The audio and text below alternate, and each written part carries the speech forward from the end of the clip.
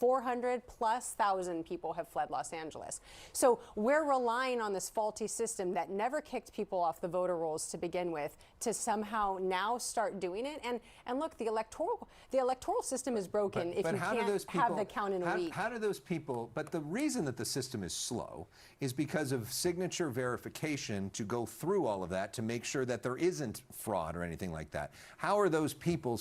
So, Donald Trump sent a U.S. attorney to Los Angeles to investigate voter fraud.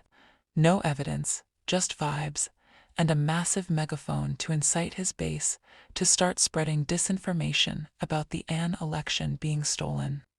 And in this clip, we are going to see Brian Tyler Cohen take on a MAGA mouthpiece and just completely shut down the idea and the narrative that there is actual election fraud taking place in LA as usual. Let's watch the clip in full. I'll give you guys my thoughts towards the end. So, Donald Trump sent a US attorney to Los Angeles to investigate voter fraud. No evidence, just vibes and a massive megaphone to incite his base to start spreading disinformation about an election being stolen. And in this clip, we are going to see Brian Tyler Cohen take on a MAGA mouthpiece and just completely shut down the idea and the narrative that there is actual election fraud taking place in LA. As usual, let's watch the clip in full. I'll give you guys my thoughts towards the end. Katie, are Democrats cheating? Listen, in 2019, the Tom Fitton with Judicial Watch sued Los Angeles County. And what did they find? Los Angeles County hadn't kicked anyone off their voter rolls for over 20 years. They had to kick off 1.5 million people off those voter rolls, 1.5 million. And in the last 7 years since that happened, 400,000+ people have fled Los Angeles. So we're relying on this faulty system that never kicked people off the voter rolls to begin with to somehow now start doing it. And look, the electoral system is broken if you can't have the count in a week. How do those people, but the reason that the system is slow is because of signature verification to go through all of that to make sure that there isn't fraud or anything like that. How are those people supposed to get through the system? Well, listen, you could have voter ID and same-day voting and no universal mail-in ballots. If you had all of those, you would know your results right away. And in California, they've banned the ID. Right. They have universal mail-in ballots, and by and large, a lot of those ballots that come in are typically Democrat drops. And right now we're seeing, and news is mixed, we are actually seeing a pretty stable flow of Pratt, Rahman, and Karen Bass. However, this is something that needs to be looked at because it should not take over weeks and weeks and weeks to get this. And Nithya Rahman is gaining on Pratt every day. Today, she gained 12,000 votes on him. She's now 20,000 votes behind Spencer Pratt. A couple days ago, she was 40,000 votes behind. Do you think that this is a flawed system? Look, I think that the system is working as it should. We're giving voters as much of an opportunity as we possibly can to make sure that their voices are heard. Again, we've heard from Katie a lot of rhetoric about suggesting that something nefarious is happening, but the reality is that there is no actual evidence of widespread fraud. And in fact, Justin Levitt, who is a professor at Loyola Law School, did a comprehensive study spanning 14 years, studied 1 billion ballots that were cast. They found 31 instances of voter or election fraud. 31 instances out of 1 billion ballots cast. If we look toward a red state, Utah wanted to see how many undocumented immigrants were voting in that state. There's no Democrats to gum up the works in that state. They looked at over 2 million voter registrations. They found one instance of an undocumented immigrant who was on the voter rolls. That person never even voted. So we can hear all the rhetoric in the world from Donald Trump straight on down about how Democrats are doing something nefarious, but not a single Republican can point to a single instance of widespread voter fraud in this country that would in any way change the results of these elections. Yeah, where is the evidence? Well, look, the truth has nothing to fear from investigation. So if there isn't fraud, they're not going and going to manufacture fraud. fraud. They're saying if there is something widespread and problematic about the fact that we don't get our vote totals for weeks and weeks and weeks, that there's no voter ID and there's universal mail-in ballots, then and there's nothing that comes up. Wonderful. If there is, and U.S. Attorney Bill Saley has pointed to evidence of, he even brought it up again, where he prosecuted a woman who paid people on Skid Row, was it over at least 20 people, to go cast ballots. Now, listen, 20 people is a lot if you're looking at people spending money to go cast votes for other people, and we don't have control of our voter rolls. What Bill Saley said last night when he was on live with us was that there are a few instances, but he does not right now have evidence of widespread voter fraud. When President Trump has been pushed, or his attorneys have been pushed in court over the years, they have never been able to provide. Right, and I think that's the difference. In court, you're required to tell the truth, but when Donald Trump is out there speaking off the cuff from the Oval Office, that does not stop him at any point from suggesting that there is widespread fraud. And this is something that he's brought up over and over and over again. But two things can be true. One, it could be that there is not fraud and that they're going through the system the way that the system is designed. But it also could be true that the system needs some reformation. And maybe it isn't a good thing that your ballot can be postmarked on Election Day and can be received 4 days after Election Day. Maybe it isn't a good thing that you can drop off your ballot, vote by mail on the day of the election. Maybe it should be a few days before that. I mean, there are things that other states do that speed up their count.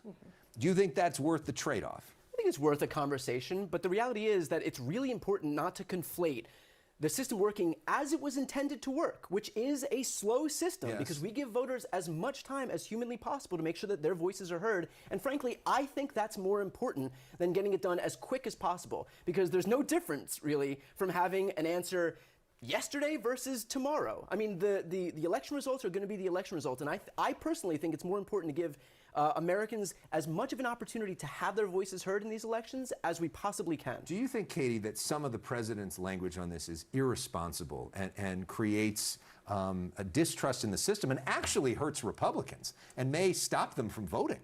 I absolutely don't. I absolutely agree that this needs to be looked at. Look, I went to go vote. Looked at by who? This needs to be looked at and ensured that the system is secure. There's no other country in the world that has this electoral and election system like we have. Everybody knows day of who won, except California, United States, and particularly Los Angeles. And so what is broken with the system?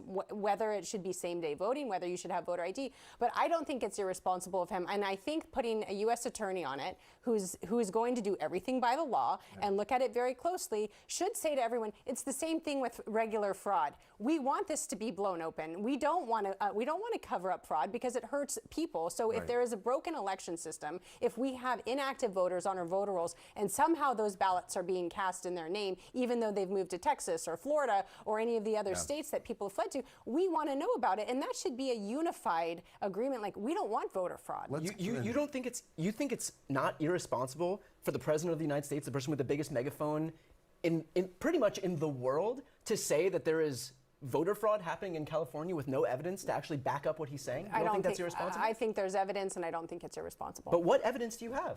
I've named some, and I'm sure you've said that voter rolls haven't been cleaned up, but that's not the same as widespread voter fraud. If you are not regulating who's going to the ballot box, you are going to inherently get unfair demographic. Look, Democrats, by and large, surge. Rahman has come up a ton in these last ballot drops. Because those are mail-in ballots, and those are disproportionately and overwhelmingly used by Democratic voters. Because Donald Trump, a lot of Republicans have started. The reality is Donald Trump has denigrated mail-in voting, and so that's why Democrats are more likely to use it than Republicans. He reversed course, and it's a big part of why he won in 2024 is because he said vote early. I mean, he understood that this was an important. He still raises questions about mail-in ballots all the time. He just signed an executive order. He just signed an executive order trying to ban mail-in voting. And many members of the party are frustrated by that because they have said that it sometimes hurts them. Until you can pass legislation either on a federal level, which will be the Save America Act, and then you can also add in no paper ballot or only paper ballots, same day voting, voter ID. And you also institute that statewide. You have city councilman in Los Angeles trying to push for illegal aliens being able to vote in our elections. This has happened in Oakland and in San Francisco with city council meetings. And if you need to prove you are a valid citizen, that is a fundamental part of being in a sovereign country. Yeah. No other country in the world, at least a first world country, doesn't have voter ID. Again, I brought up the example where Republicans in the fully red state of Utah went over this. They found a single instance of an undocumented immigrant who was registered to vote, and that person never even cast a ballot. So this has been adjudicated And in terms of illegal immigrants voting, that is for things like school board elections. It is illegal for them to vote in any.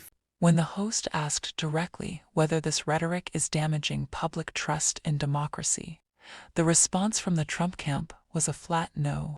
Let that sink in for a moment. A former official is actively arguing that it is perfectly acceptable for the most powerful person on earth to tell millions of people that an election is being stolen with zero proof, simply because an investigation might eventually turn something up.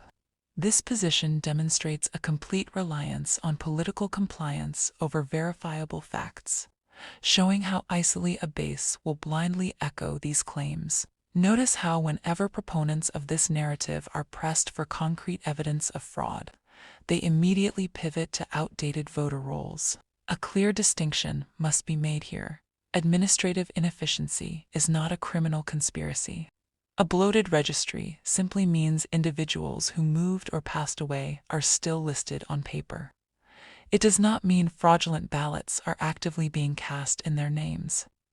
No one is arguing that the system doesn't need modernization or better maintenance, but there is a massive difference between advocating for administrative updates and baselessly claiming that an entire election is being stolen. The entire argument relies on intentionally conflating a slow, thorough verification process with systemic illegal activity. Furthermore, this position completely lacks procedural consistency. Trump spent years telling his voters that mail-in ballots were fraudulent, which actively suppressed his own party's turnout in 2020.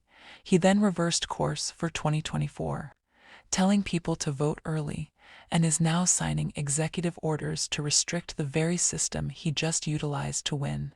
This is not a principled stance on election integrity. It is a strategy that demands the rules change depending entirely on whether he is winning or losing. It raises a final telling question. Why is the integrity of the voting process never questioned when their candidates win? Let me know your thoughts in the comments below, and I'll see you in the next video.